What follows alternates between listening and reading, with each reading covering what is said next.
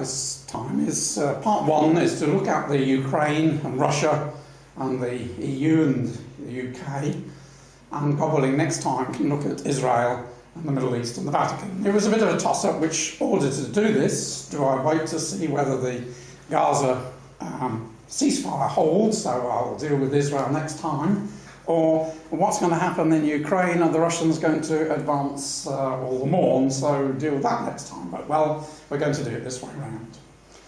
So we're going to try and make sense of what's happening in the Ukraine especially, with Russia and the EU in conflict, to try and put that within the framework of scriptures, and then, as I say, a brief look at Britain and the EU.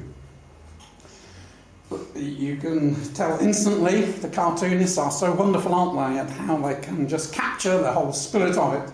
And we see the Russian bear and the EU hand very much. Germany is behind the EU, driving to bring Ukraine across into the EU. And of course Putin is working to absorb Ukraine into Russia. And there's been a real tussle. Now, why is Russia so concerned about Ukraine? What's so important to Russia about Ukraine? Well, that's what we're going to have a look at, a little brief history lesson that starts just after the flood. So that's Ukraine, and this is the Kiev in the middle there, that's the centre, and this is the place where Russia had its birthplace, and this is where the Russian Orthodox Church had its birthplace, in Ukraine. And we have to go right back to the descendants of Noah, Tyrus, the son of Japheth. He it was that moved across and inhabited the area there to the Black Sea, and we find his name preserved in ancient parts of Ukraine. The river Tyrus is now called the River Dniester, but you can see Tyrus and Tyrus, you can see the link there. Now, in tracing all the sons of Japheth, you can see their names appearing in cities, rivers, places. Sometimes they get a bit altered.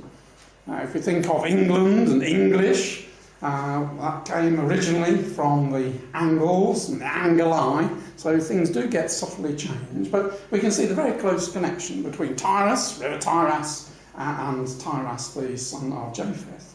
And Terastopol is still there as a city to this day. Now, the Scythian descendants there of Tyrus, as that bottom part says, were known to the Greeks as the Ross. Just a few quotations. Herodotus talks about the people here as the Taurus. So Taurus, we can see there's not a big difference there.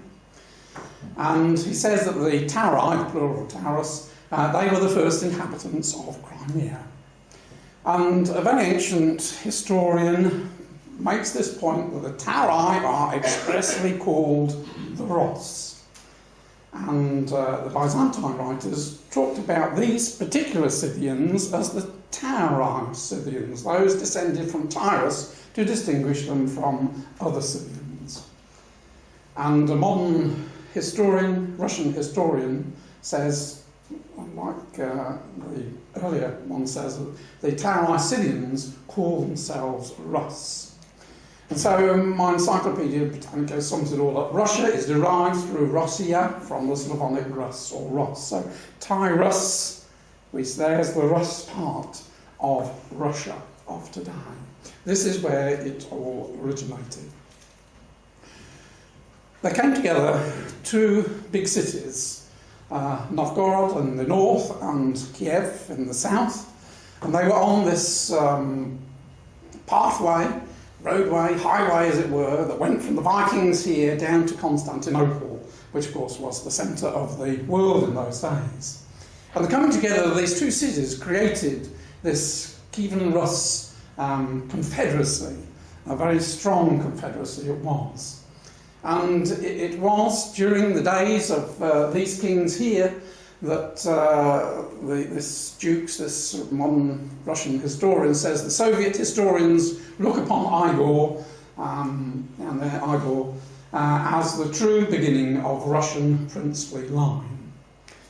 The other person we take note of, the one at the bottom, Vladimir. It was Vladimir who was the first to be converted to Christianity. He brought Christianity from Constantinople to Kiev, great baptisms of people in Kiev, and that from there began the origins of what was to later be the Russian Orthodox Church.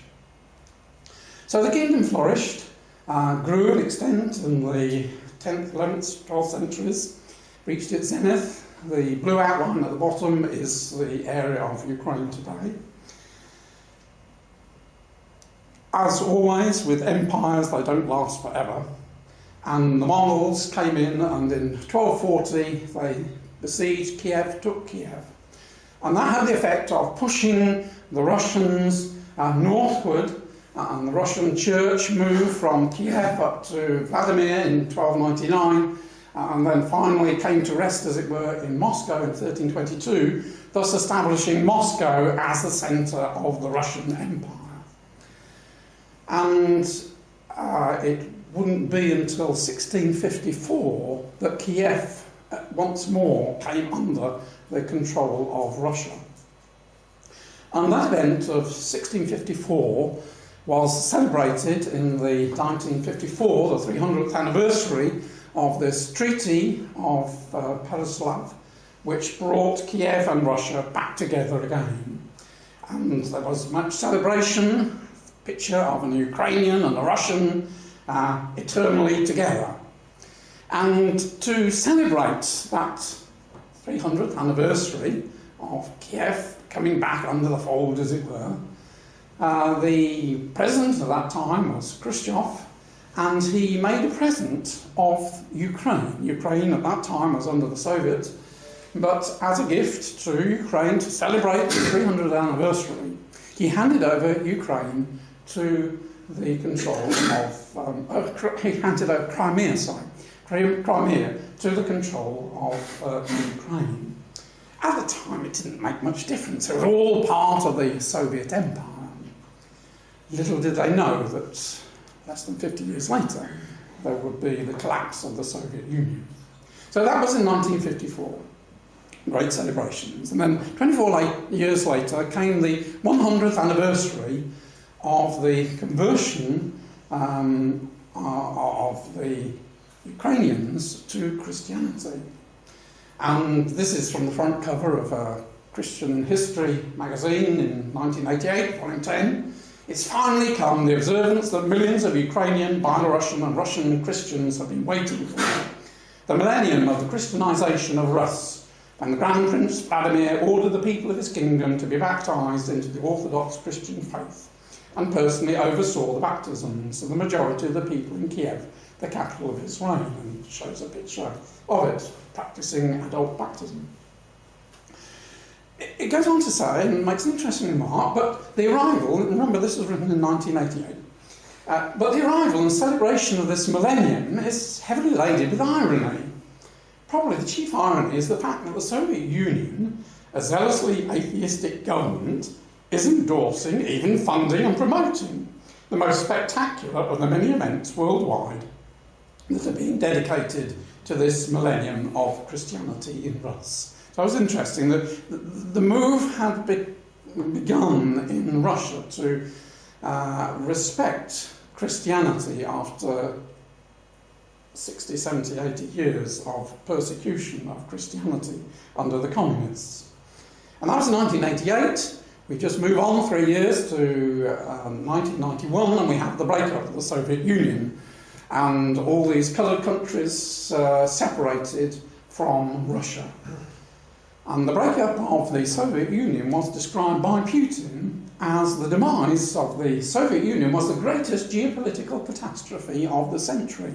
Now, he's talking about the 20th century, which experienced World War I, experienced World War II, and all the terrible things that went on in the 20th century. But as far as Putin was concerned, and the worst thing that had happened in the 20th century was the breakup of the Soviet Union. And he was determined, and is determined, to rebuild that empire again. And in the 20-odd years since the breakup of the Soviet Union, there have been remarkable changes, haven't there? Christianity now is at the heart of government. Every political function has a priest there, and the political leaders attend church, celebrate Mass. And this is a tremendous change in just 23 years. But as far as Putin is concerned, he has a zeal to re-establish the greatness of Russia. This was a report back in May.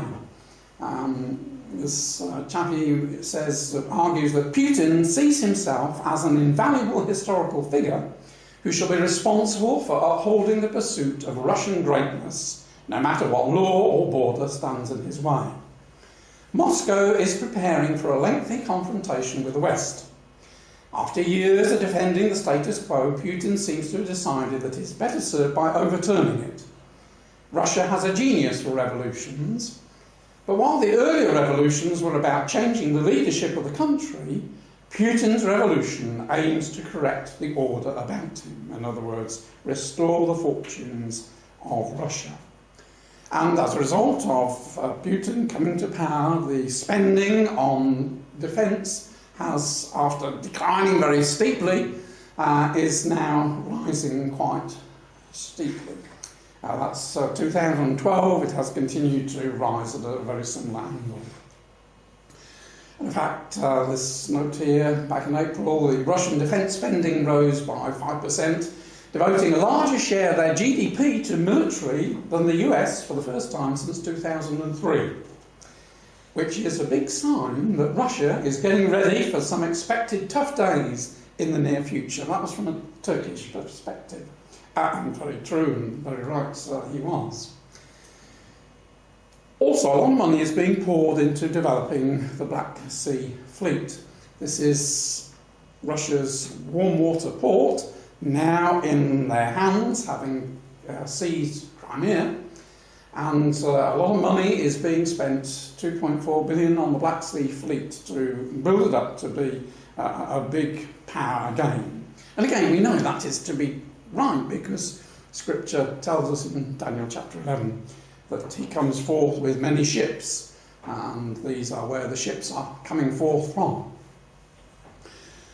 And just interestingly, just a little reference I saw just yesterday when I was shaping this up, that when they seized Crimea, they took the Ukrainian fleet, what was there, as well as the Russian navy being there. The Ukrainians also had their navy in Crimea. And 54 of the 67 ships that belonged to the Ukrainian navy had been seized by Russia and transferred to the Black Sea Fleet.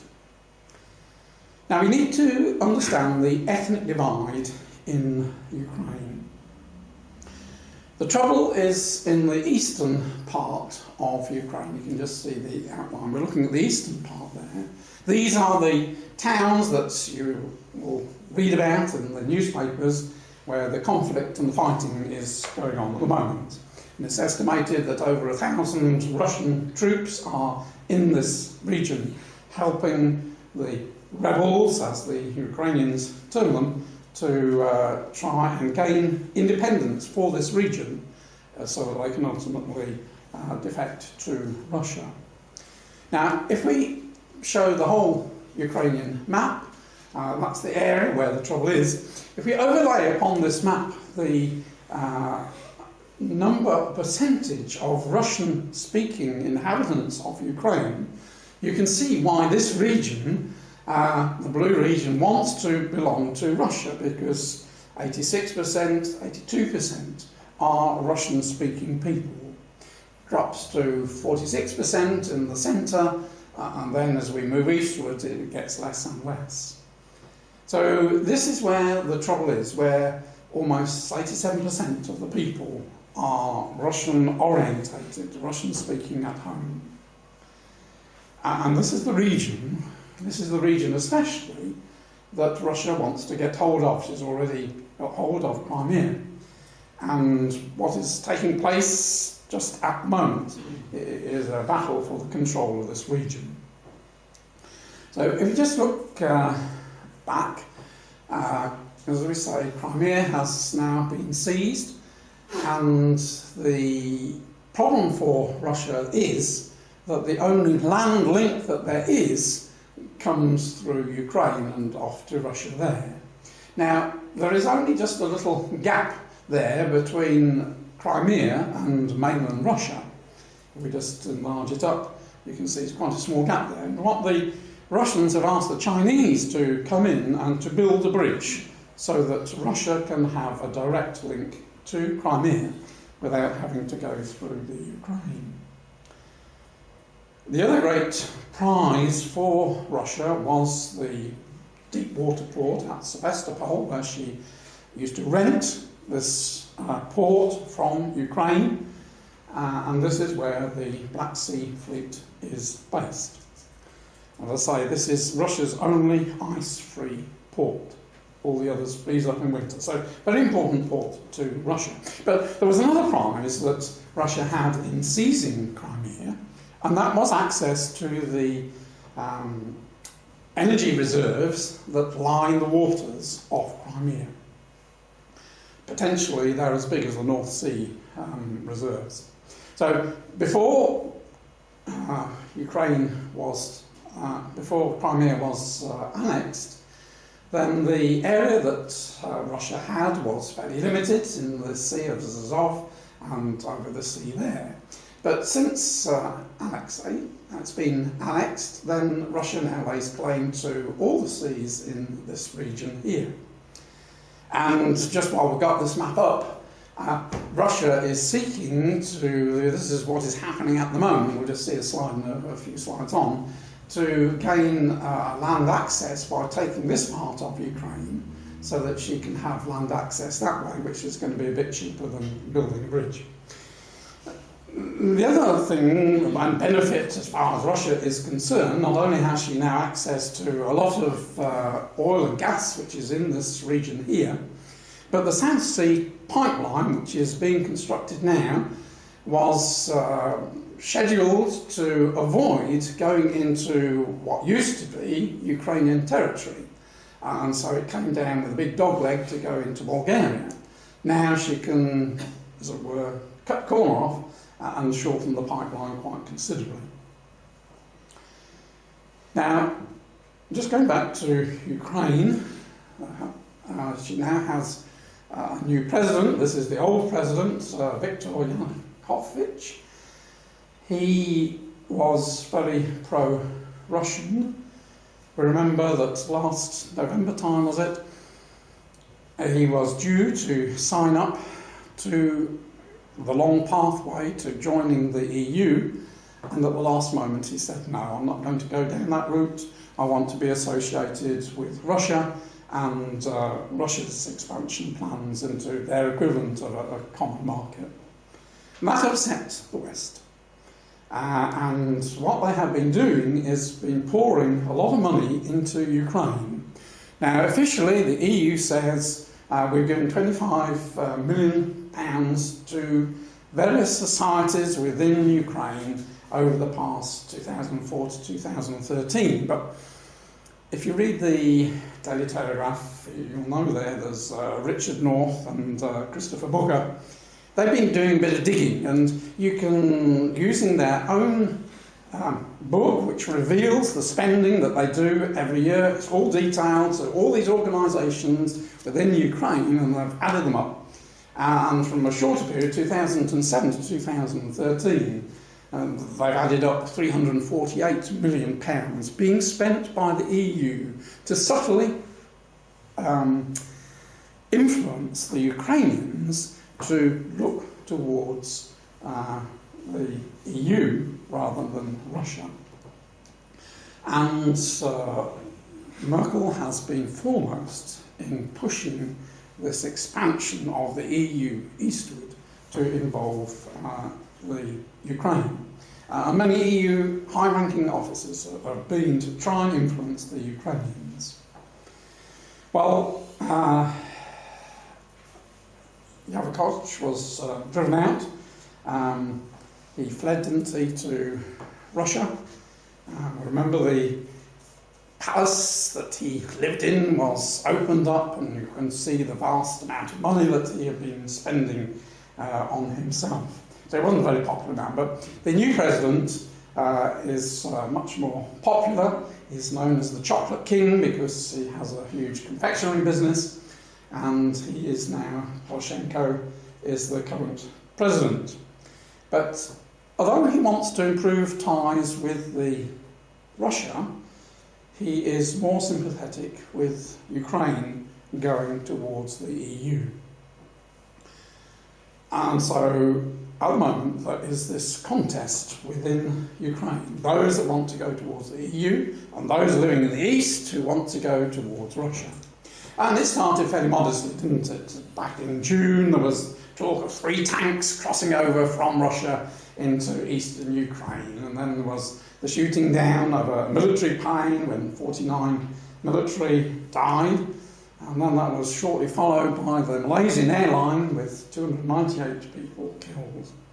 And the blame was very quickly attached to the Russian separatists, and pictures emerged in the paper of this Buk missile launcher crossing from Ukraine back into Russia. So in the West side, this was evident that the Russians had been responsible for the downing of the Malaysian airliner. And that may well be true, but the evidence that they put forward doesn't actually stand up. I don't know whether I've just enlarged it, but it says 312 on the side of that missile launcher. And this is supposed to be a picture of this missile launcher going back across the border into Russia. But the very same picture was uploaded on YouTube back in 18th of March. And it was a picture taken a long way from the border, and it was a Ukrainian government missile launcher. And at first I thought, that's just been faked, that man standing there, so you can't read the number, but I did a bit more exploring, and there was a different shot, but you can see it's the same thing, and you can probably, if you've got very good eyesight, read 312. So, whether Russians were responsible or the Ukrainian government, we cannot tell, but the evidence is a bit faint. Then, a fortnight ago, we had the aid convoy, didn't we, crossing into Ukraine quite illegally. Many lorries, and what was on the lorries, nobody really knows. And now we have talk of, say, 1,000 troops, Russian troops, operating inside Ukraine. And there are some of the pictures that are supplied, which is supposed to represent the Russian tanks operating there. Now, the situation is that this region up there, Luhansk and Donetsk, both those cities are now back under rebel control, Russian sympathisers' control. They have declared independence since May. They have their own prime ministers and administration and government. And now Russia is concentrating down in the south there. This place has just been taken, I'm not going to try and pronounce it. And this Mariupol is a very important port. It's the main port on this Sea of Azov. And that is now the next down the line. Just it fears that in a couple of days' time it will be taken. And if that falls to the Russian troops and the Russian sympathisers, then we can be quite sure that they're going to push on downwards. So they have this land bridge to Crimea. So far, 2,600 people have died in the recent fighting. Now, what's interesting is the new name that the Russian separatists and Russia itself is applying to this region. They're calling it New Russia, which is based upon history. That map is 1897, and the southern part of Ukraine, there's Kiev right up at the top there, so this is the southern part, this is the Russian-speaking part of today. It was called New Russia or Nova Russia, and that's the term that they are reapplying to this region. They wanted a separate region. And last Friday, wasn't it, Putin was talking about having statehood for this region. He reminded the West that Russia was one of the leading nuclear powers, and he said, therefore, it's best not to mess with us. And yesterday he made the remark, well, it would only take Russian troops 2 weeks to get all the way across to Kiev if they wanted to. So let's talk about independence for this region. And I think we can be fairly certain that that indeed is going to take place. The West huffs and puffs, but is powerless to be united against what Putin wants to do. And the cost of the sanctions is growing. And both the EU and Russia, their economies aren't doing very well. The Eurozone is in dire trouble. And the cost of the sanctions is threatening to disrupt the economies of both Russia and EU, and therefore they can see, well, it's better to reach some compromise. And of course, so much of Europe is dependent on Russia's gas. Interestingly, Merkel seemed to have blinked first. Just last week she said that Ukraine is free to go to Russia's Eurasian Union, amid signs of a new willingness to make peace with Russian leader Vladimir Putin. So I think the West are beginning to realise that we can jump up and down and protest at what Putin is doing, but the reality is we can't really stop him without causing a lot of upset economically.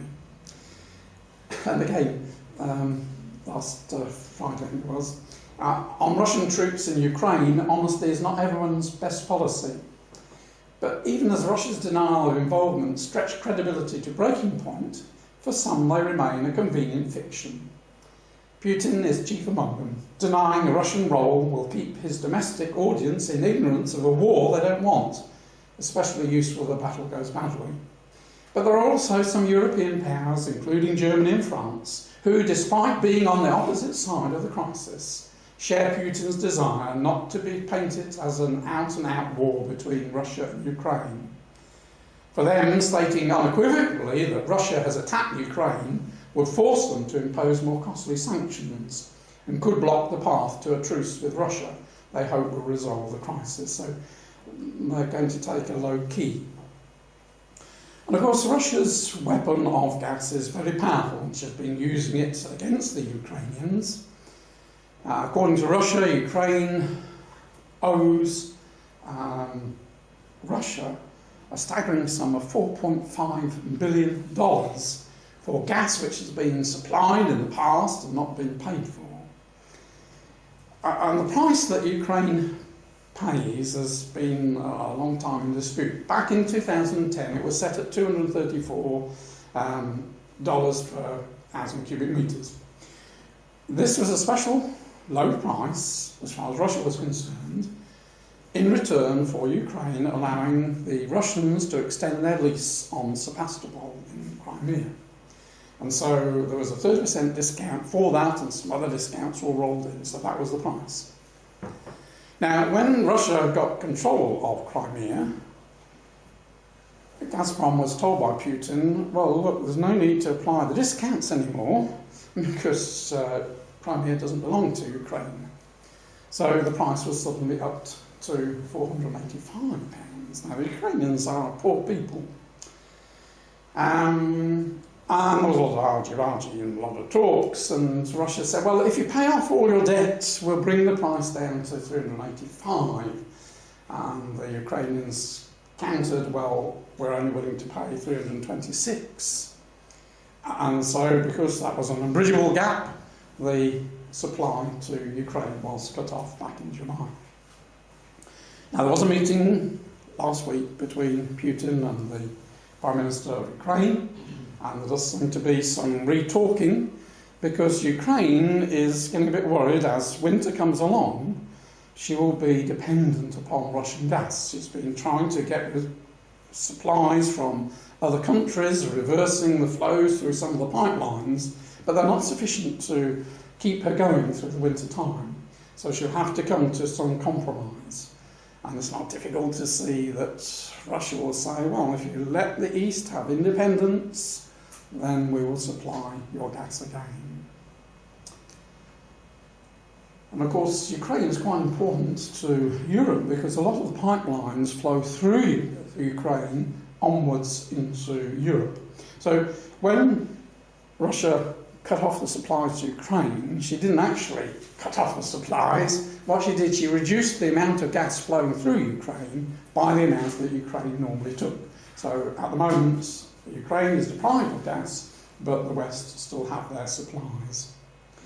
But all this has had a dramatic effect upon the currency, and the hryvnia has absolutely plummeted. It's dropped 62% this year against the dollar. And this has affected our brothers and sisters very much in Ukraine. There's a lot of chaos out there in the eastern part. A lot of the banks are shut, a lot of the factories are shut. And in Crimea itself, because everything has now changed from Ukrainian law to Russian law, Russian driving licenses, Russian passports, again, life is almost at a standstill there. But the fact that anything that has to be imported is now much more expensive has really hit the pockets of everyone, and our brothers and sisters especially.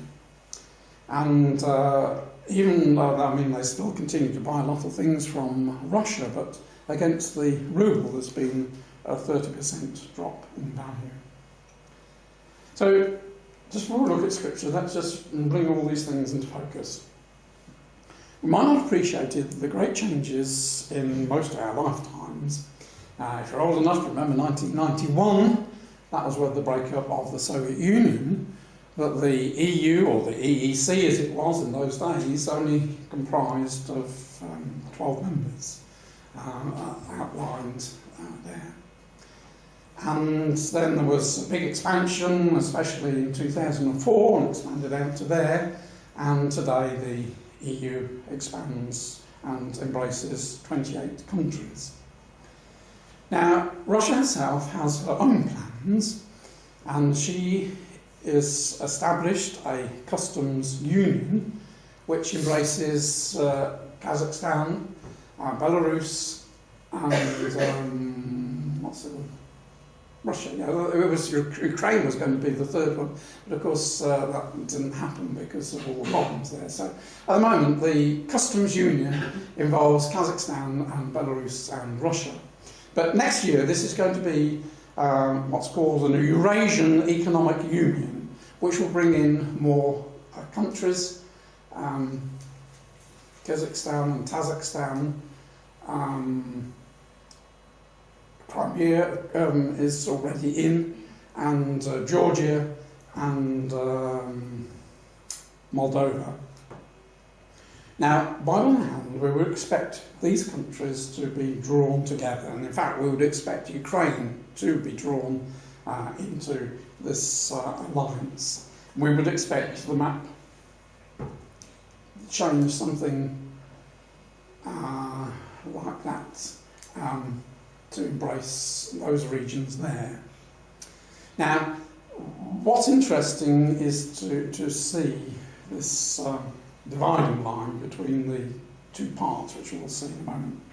But all this movement of nations, as the nations we know are sorting themselves into which foot of the image they're going to belong to, has resulted in this build-up of war and tumult. I think we can say that we're living in a period where throughout the Middle East, throughout over into Afghanistan and Ukraine, all sorts of wars are going on, and many people have been killed in the past few years, right from Gaza, Libya, all across, many wars. And this New Statesman really captured the feeling, with Russia being now on the prowl, wanting to rebuild her empire, it was time for the West to rearm. We've gone through a long period where people have allowed the money spent on defence to be eaten away. and there's only Britain and Germany, isn't it, that spend 2% of their GDP on defence. And so, a time to rearm. And this is, what we'd expect. We're going to live in a time of trouble. Scripture makes it so abundantly clear. There's going to be a time of trouble at the return of the Lord Jesus Christ. So, the stage was set for the development of the feet and toes that we were reading about in Daniel chapter 2. And we are seeing the establishment of iron clay feet and toes so that this image can stand upon its feet. Now, it's clear that there is obviously a connection between the feet and the legs that have gone before. But we know from history that those legs that went before take us to the Roman Empire, with its eastern military might and the west with the papacy, the spiritual centre there. But Rome as an empire was divided east and west, representing the two legs. And we seem to have a considerable break in time, because Constantinople fell in 1453. We've gone on another 600 years without anything seeming to happen. But the interesting thing was that the four previous empires, they bore rule over Israel. They were in control of the land of Israel and what happened in the land of Israel. But you see, Israel has disappeared off the scene. And so we do get this break. And it's quite interesting as one reads through this. It is hinted at that there is a break, because it tells in verse 38, "You are the head of gold. After thee shall arise another kingdom, and after that a third kingdom, and then a fourth kingdom." They all seem as if they're going to follow on one after the other, which indeed they do. But then it says, whereas thou saw the feet and toes, it doesn't say, thereafter there shall arise. It doesn't talk about that. It just goes into the detail of the feet and toes. And so we see there is this big gap. But see, Israel is back as a nation again.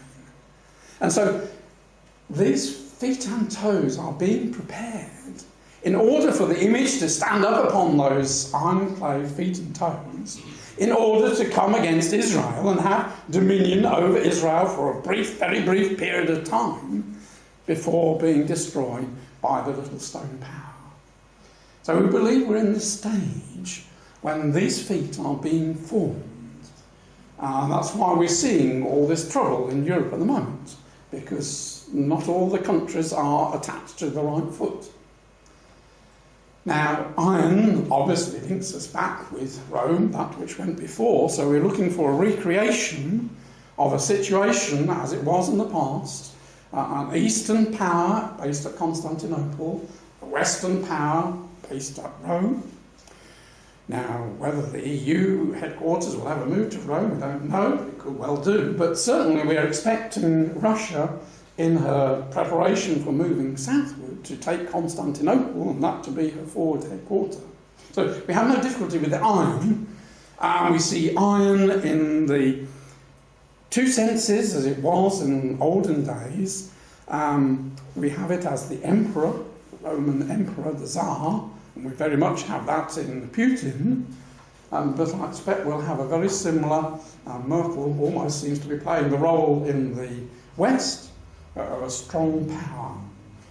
But we also have iron in the religion, because in the Roman Empire, the Greek Orthodox Church and the Russian and the Roman Catholic churches were the two iron powers, religious powers. We see the revival of the Orthodox side in Russia today, and we're beginning to see under Francis a similar revival in Europe, and we'd expect that to grow. So we can see the iron bit. The clay part speaks of man, doesn't it? Adam was created from the clay of the ground. And we see this strange mixture, both in Russia and in Europe, of a very strong autocratic, the EU has its unelected leaders who wield the power, and yet has democracy associated with it, with the EU elections, parliamentary elections, but a strange mixture, isn't it? We have exactly the same in Russia. We have a very strong Putin leader, but there is a Duma, there is a parliament who are supposed to have some power, some democratic powers. So this strange mixture of iron and clay, which of course doesn't really work, but it will for a brief time unite these two legs. So what we're seeing are nations coming together, seeing that in amalgamating they can be stronger than they really are, and beating ploughshares into swords and pruning hooks into spears, the weak saying, let me be strong. So, as I say, we've seen over the past few years there's this change in the who belongs to whom. And what is interesting is that dividing line, and we have to go back to history, back in 395 when we had this division of East and West and Roman Empire. It ran up through the Balkans. Now, the region up here was barbarian and Rome didn't have any interest in it, but we have to try and project, where is the line going to run up through there? And it would seem quite reasonable that Ukraine and Romania and Bulgaria, Greece and Cyprus and eventually Turkey would belong to the east and the rest would belong to the west. And so we would expect finally the map to end up with Britain outside and a dividing line running up there. And as I say, these countries, which at the moment, some of them are in the EU, but are all Russian-leaning to, in the conflict that will emerge, be drawn into their right feet.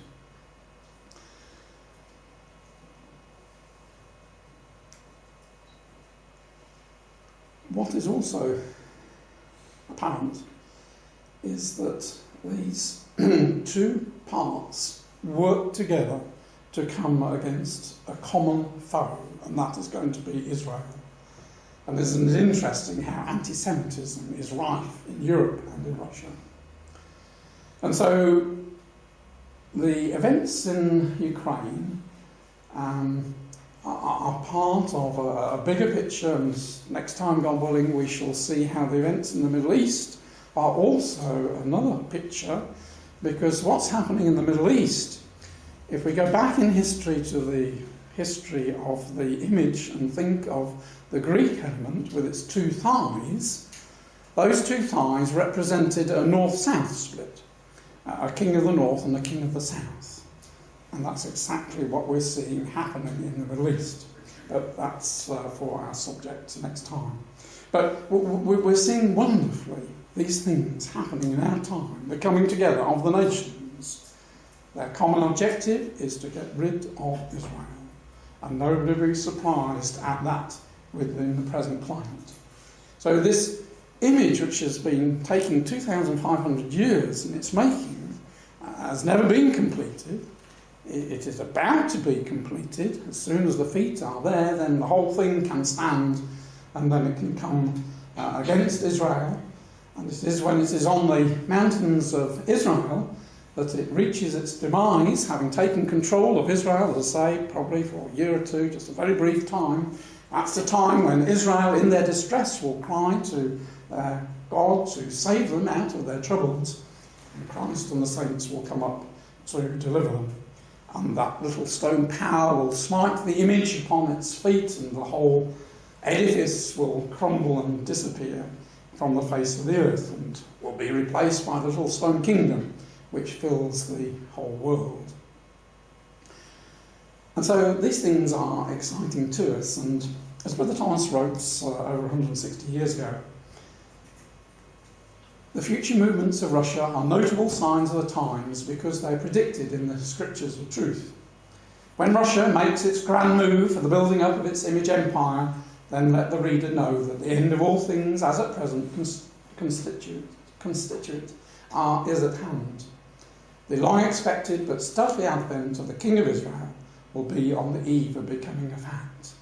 And this is a warning to us, brothers and sisters, as we say every time, that there are still more events to take place. We can see that the image isn't standing, but all these events can take place after we have been called to the judgment seat. Now, let's just very briefly look at Britain and the EU. There have been many tussles between Britain and Europe, and David Cameron made his lone stand against the appointment of Jean-Claude Juncker, who has now been established as the President of the European Commission, which is a very powerful job. He is very pro-Europe. He is a very ardent Roman Catholic. In fact, in 2006 he won the Charlemagne Prize, which is awarded to people who have moved forward in that year the goal of the political unity of Europe. So he's very strongly in favour and makes it quite clear that he wants to see Europe more politically united. And of course that goes against the grain for Cameron, but his stand was a very lonesome one. And that was a cartoon, if you have to remember back in June when this came out, that there was an incident, a little boy getting told off because he fell in the mud and he wasn't doing as he was told, and he got into trouble. And here we have Merkel telling Cameron off for not obeying everybody else and wanting to go his own way. But no, the appointment of such a man is only going to increase the scepticism in Britain, will hasten the departure of Britain, especially if Britain's economy continues to power ahead. It's interesting how while the EU, the Eurozone, is really suffering at the moment, Britain, for some reason, surely it must be the hand of God, seems to be powering ahead. In fact, there was an interesting chart just a couple of weeks ago showing the competitiveness of manufacturing in Britain without a lot of detail. Just look at the blues, which is the 2014. Everything's been brought to 100 American dollars as a baseline. Manufacturing costs are still cheaper in China and South Korea, but United Kingdom is only at 109, and you come up here, Germany 121, and Italy 123, and Belgium 123, and France 124. So showing that they are not competitive in manufacturing. That's why so many businesses are pulling back trade and manufacturing, which was done in the Far East, bringing it back to Britain. Now, the very live thing at the moment is what's going to happen in 10 days' time with the referendum in Scotland. And Scotsit could lead to Brexit, which means that if Scotland does devolve from England, that would speed up the breakup of Britain from the EU. And there has been a sudden surge in the yes polls in the past few days, but we don't know. We have to wait until these things happen, but it won't be easy. If Scotland did decide to be independent, she would have to reapply to join the EU. She'd have to go through all the hoops. She would have to embrace the euro, because all new members, as long as their economy is strong enough, have to embrace the euro, and even if they're not strong enough, they have to promise that when they are, they will embrace the euro. Which Scotland will be quite happy with. You see, the Scots do like the EU. They favour the EU. So what will be interesting is that if Scotland did leave, then the 41 Labour ministers which Scotland sends to the Parliament in London, they would disappear. But there's only one Conservative that is sent from Scotland. So it would alter very drastically the balance of power within the English, I should say in this case, the English Parliament in London. The Labour Party, which is favourable to continuing with the EU, will be considerably weakened. and it would strengthen the hand of the Conservatives for them to leave. And we know that Britain has a role outside Europe. So what was unthinkable several years ago now is openly being talked about. And in fact, yes, I've got this slide here. If the Scots vote to leave the UK in September, that could trigger a chain reaction which leads to the rest of the UK quitting the European Union. This is a threat British pro-Europeans need to take seriously, given that a Scottish independence vote is quite possible, though yes, still has less than 50% of chance, so that was back in May. So, yes, the former French Prime Minister says UK should get out of the EU. We've caused too much trouble there. And of course, the EU is constantly plotting to do Britain down. And there's this financial transaction tax, which would severely affect the position of London if they go through. That's Scots, it could lead to Brexit. Is Hammond the most Eurosceptic Tory foreign secretary to state? So we have as a foreign minister, a foreign secretary, somebody who is against Europe or remaining in Europe. And again, another grab for power. The EU is plotting another grab. So we can see the writing is on the wall. And the European elections back in May returned a European Parliament which was much more sceptical. A lot of far-right-wing parties came to power. And so it's not just Britain who's unhappy with things that are going on, but many countries in the EU aren't happy with the present structure of the EU. Now, the Israelis are quite worried how these neo-Nazi parties and those are gaining power, and that, of course, will affect the anti-Semitism in Europe. But another important EU position has just been announced, and Catherine Ashton, who is the long title representative of the Union for Foreign Affairs and Security Policy, in other words, the Foreign Secretary of the EU, she has coming to the end of her term of office in November, and they have appointed this Italian lady, Federica, to her place, which has raised a lot of eyebrows. She's only 41, she's had very little political experience. The interesting thing is that she was a member of the Italian Communist Party. When that was dissolved and it morphed into the Social Democrat Party, she played quite a leading role in that, and then that party became the Democratic Party. She's known for her softness towards Russia over Ukraine, hence this was in one of the Italian papers, and so it's not difficult to see that if the EU has a foreign minister who is quite favourable to Russia and has a soft spot for Putin, it's not difficult to see that Russia is going to get her way. And indeed, we expect, don't we, that Europe and Russia have got to stand on their own 2 feet, using a different Bible terminology. We have a beast power in Europe and we have a dragon power in Russia.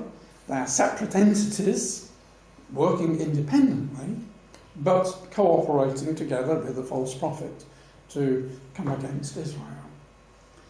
And so we have seen great changes which are moving us to this time when this will be the situation. And the signs of background to it and leading on to what we're going to be looking at next time, God willing, we've seen this great upsurge in anti-Semitism sweeping across Europe, sweeping across Russia. And what is so interesting, Jeremiah 16 verse 16 speaks of the hunters and the fishers causing Israel to go back. And we saw that in the events of the Second World War and the events after it that caused Jews to go back. And that hunting, that fishing is still continuing. There has been a great upsurge in the number of Jews who are going back either to America or to Israel, but mainly to Israel. They realise that life in Europe is very difficult and shaky. In fact, this was the headline just 10 days ago.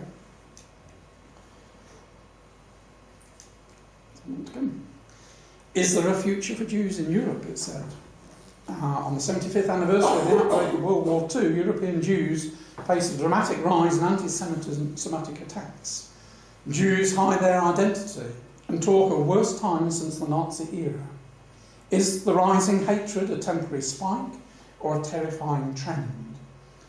The violent atmosphere has given rise to unbridled attacks on Jews and Israelis alike. Outbursts of harsh anti-Semitism has become an inseparable part of everyday reality of European Jews, and it's not just